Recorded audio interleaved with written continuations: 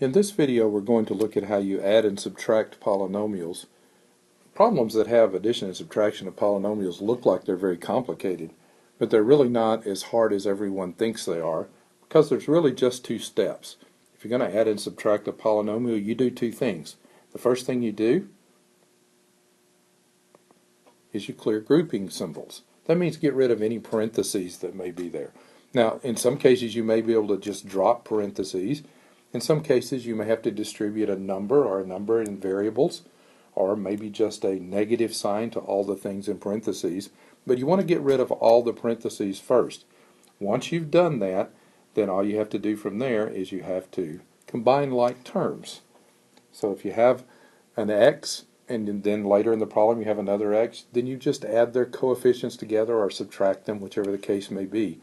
You have to have exactly the same variables for them to be like terms, and we'll look at that in an example here in just a minute. So let's just jump right in and take a look at an example. This problem looks like it's long and complicated, but it really isn't. This is a polynomial addition problem right here. Maybe kind of hard to see where that is. I'll get a different color here so maybe we can tell a little bit better from what we're doing. There we go.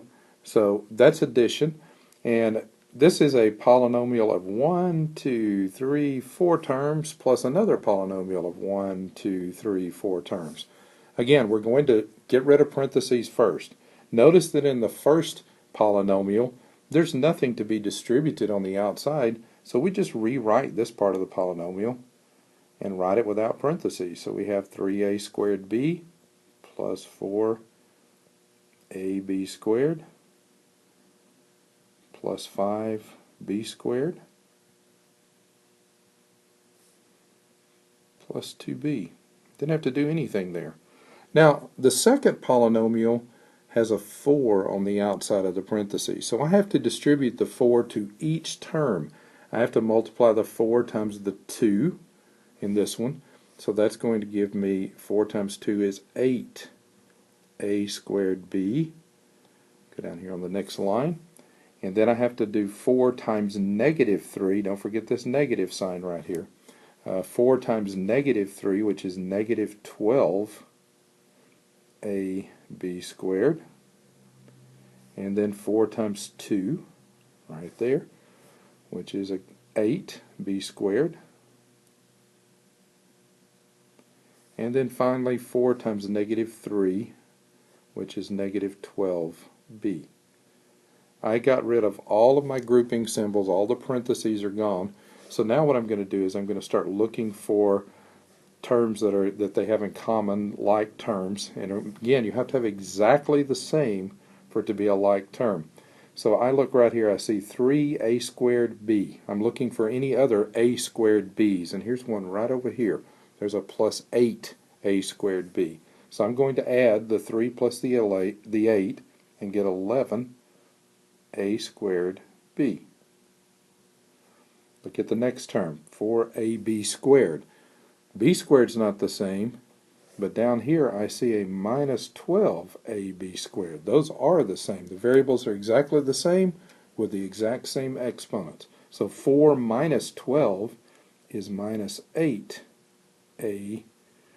squared. Third term, plus 5b squared. I also see a plus 8b squared down here. I'm going to add those together. 8 and 5 is 13b squared. And then I see a plus 2b and a minus 12b. Plus 2 minus 12 is minus 10b. And that is my answer. I have combined those like terms, gotten rid of the grouping symbols. I've added those two polynomials together. And it's really not that hard, even though it looked like it was going to be a complicated problem. Let's take a look at another one. This time we have a subtraction problem right here. Not handled much differently, except we have to be sure and distribute that negative to all of the terms in the second polynomial. So again, I'm just going to get rid of the parentheses by rewriting this first part. There's nothing outside. 4x cubed y squared minus 3x squared y plus 2xy squared plus 3y. Okay, now I have to start being careful. I'm going to distribute this negative to this, and then I'm going to do it to the next term and to the next one. So this becomes minus 2x cubed y squared. The next term becomes minus 2x squared y. And the final term, which already has a negative, when I take the negative times the negative, it becomes positive, so it becomes plus y.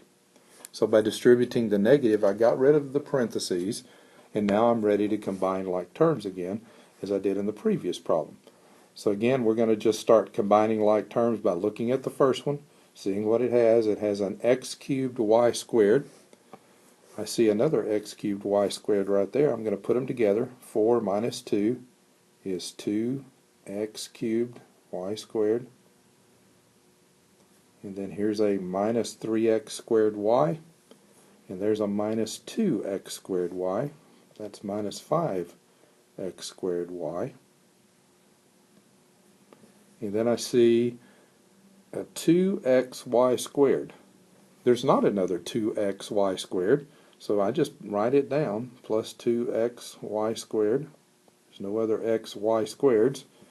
And then finally, I have 3y and y. And 3y plus y is 4y. And again, there is my final answer. This time we had one that we didn't have to add anything at all to, the 2xy squared. I got rid of parentheses, and then I just combined like terms. One more here. This one, you notice, has numbers in front of both sets of parentheses, and one of them is negative. So again, just distribute. 2 times 5 rather is 10x squared y, minus 2 times 2 is 4xy squared, plus 6x minus 2y. Simply multiplying 2 times each coefficient. Remember, this is assumed to be a 1 in front of the y.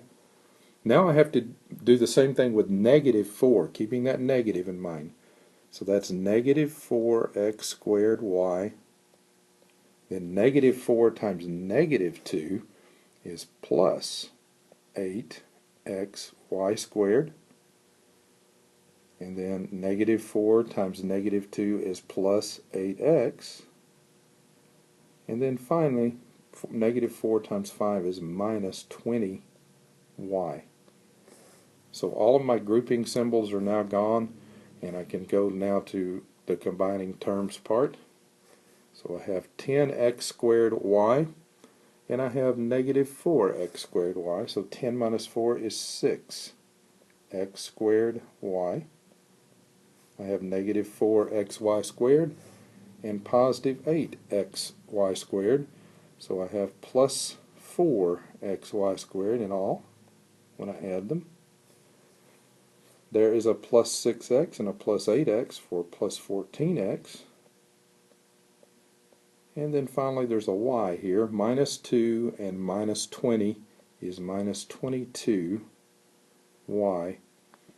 And I have combined like terms, and I am finished subtracting these two polynomials in this problem. If you would like to see other topics that we work math videos and work problems for you, you can go to www.mymatheducation.com. Thank you for watching this video. Hope to see you again.